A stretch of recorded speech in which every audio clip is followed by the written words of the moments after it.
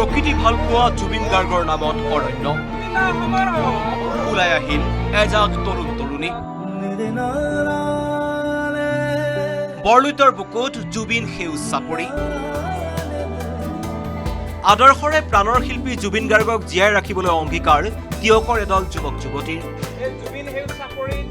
জুবিন গাৰ্গৰ নামত যুৱক যুৱতীৰ দলটোৱে গঢ়ি তুলিব এখন অৰণ্য ৰূপক তায়ুং নামৰ প্ৰকৃতিপ্ৰেমী যুৱকজনৰ লগতে হাতে হাতে গছপুলি লৈ ব্ৰহ্মপুত্ৰৰ বুকুৰে এইদৰে গন্তব্যস্থানলৈ গৈছে যুৱক যুৱতীসকল যুৱক যুৱতীৰ দলটোক সহযোগ কৰিছে সমগ্ৰ গাঁওবাসীয়ে এই চিন্তা চৰ্চাটো মই প্ৰায় আপোনাৰ 3 বছৰৰ পৰা এই চিন্তা চৰ্চাটো মোৰ মনলৈ আহিছিলে তাৰপিছত এতিয়া প্ৰায় 2 মাহ হৈছে এই 2 মাহত মই গোটেই ইয়াত সোণাই চাপৰি এই চাপৰি আছিলে ইয়াতে প্ৰথম শিমলু গছেৰে আৰম্ভ কৰিছিলোঁ পৰৱৰ্তী সময়ত চিন্তা চৰ্চা কৰিলোঁ যে এই ঠাইডোখৰৰ নাম সকলো ৰাইজে ক'লে যে জুবিন সেউজ চাপৰি নামেৰে নামকৰণ কৰা হওক এয়া তিয়কৰ লুইত পাৰৰ ওপৰ শগুন পৰাৰ দৃশ্য বুঢ়ালুইতে নকৈ গঢ় দিয়া এই চাপৰিত গঢ়িব খোজা অৰণ্যত থাকিব কেৱল শিমলু গছ কাৰণ এই অঞ্চলটো একালত দুষ্প্ৰাপ্য শগুনৰ বসতিস্থল আছিল কিন্তু কালৰ সোঁতত এতিয়া শগুনসমূহ নাই তাহানিৰ সেই দিনবোৰ ঘূৰাই অনাৰ প্ৰয়াসেৰে বৃহৎ চাপৰিটোত ইতিমধ্যে ৰোপণ কৰিছে শ শ শিমলু গছৰ পুলি ভাল লগা পৰিৱেশ হ'ব কাৰণ জুবিনদাৰ যিটো আদৰ্শ জুবিনদাৰ আদৰ্শক অনুসৰণ কৰি আমি ওপৰ শগুন পৰাটো বৰমথাৰীৰ আলিমুৰ গোটেই অঞ্চল জুৰি আমি ইয়াত বৃক্ষৰোপণ কাৰ্যসূচী লৈছোঁ জুবিনদাৰ আদৰ্শক অনুগত কৰি আমি গছ গছনি ৰোপণ কৰি এটা সেউজ পৰিৱেশ সৃষ্টি কৰাৰ এটা পৰিকল্পনা ল'ব বিচাৰিছোঁ গাঁওখনৰ ৰাইজে এই চাপৰিটোৰ নাম ৰাখিলে জুবিন সেউজ চাপৰি প্ৰাণৰ শিল্পীগৰাকী সুঁৱৰি আৰম্ভ হ'ল গছপুলি ৰোপণৰ কাম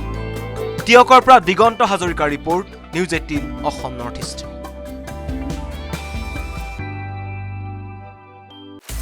আপুনি বিচৰা বাতৰি পাব কেৱল নিউজ 18 এপত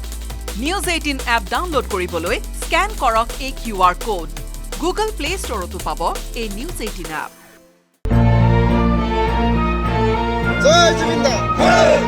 প্ৰকৃতি ভাল পোৱা জুবিন গাৰ্গৰ নামত অৰণ্য ওলাই আহিল এজাক তৰুণ তৰুণী বৰলুইতৰ বুকুত জুবিন সেউজ চাপৰি আদৰ্শৰে প্ৰাণৰ শিল্পী জুবিন গাৰ্গক জীয়াই ৰাখিবলৈ অংগীকাৰ তিয়কৰ এদল যুৱক যুৱতীৰ জুবিন গাৰ্গৰ নামত যুৱক যুৱতীৰ দলটোৱে গঢ়ি তুলিব এখন অৰণ্য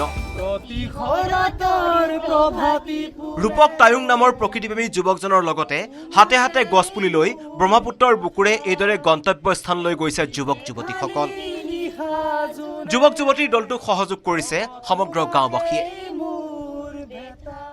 এই চিন্তা চৰ্চাটো মই প্ৰায় আপোনাৰ 3 বছৰৰ পৰা এই চিন্তা চৰ্চাটো মোৰ মনলৈ আহিছিলে তাৰপিছত এতিয়া প্ৰায় 2 মাহ হৈছে এই 2 মাহত মই গোটেই ইয়াত সোণাই চাপৰি এই চাপৰি আছিলে ইয়াতে প্ৰথম শিমলু গছেৰে আৰম্ভ কৰিছিলোঁ পৰৱৰ্তী সময়ত চিন্তা চৰ্চা কৰিলোঁ যে এই ঠাইডোখৰৰ নাম সকলো ৰাইজে ক'লে যে জুবিন সেউজ চাপৰি নামেৰে নামকৰণ কৰা হওক এয়া তিয়কৰ লুইত পাৰৰ ওপৰ শগুন পৰাৰ দৃশ্য বুঢ়ালুইতে নকৈ গঢ় দিয়া এই চাপৰিত গঢ়িব খোজা অৰণ্যত থাকিব কেৱল শিমলু গছ কাৰণ এই অঞ্চলটো একালত দুষ্প্ৰাপ্য শগুনৰ বসতিস্থল আছিল কিন্তু কালৰ সোঁতত এতিয়া শগুনসমূহ নাই তাহানিৰ সেই দিনবোৰ ঘূৰাই অনাৰ প্ৰয়াসেৰে বৃহৎ চাপৰিটোত ইতিমধ্যে ৰোপণ কৰিছে শ শ শিমলু গছৰ পুলি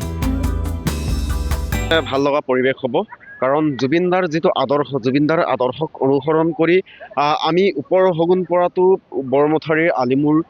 গোটেই অঞ্চল জুৰি আমি ইয়াত বৃক্ষৰোপণ কাৰ্যসূচী লৈছোঁ জুবিনদাৰ আদৰ্শক অনুগত কৰি আমি গছ গছনি ৰোপণ কৰি এটা সেউজ পৰিৱেশ সৃষ্টি কৰাৰ এটা পৰিকল্পনা ল'ব বিচাৰিছোঁ গাঁওখনৰ ৰাইজে এই চাপৰিটোৰ নাম ৰাখিলে জুবিন সেউজ চাপৰি প্ৰাণৰ শিল্পীগৰাকী সুঁৱৰি আৰম্ভ হ'ল গছপুলি ৰোপণৰ কাম তিয়কৰ পৰা দিগন্ত হাজৰিকাৰ report news 18 Assam north east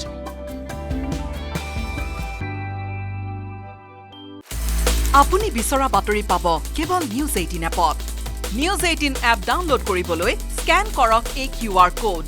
Google play ষ্টৰতো পাব এই নিউজ 18 এপ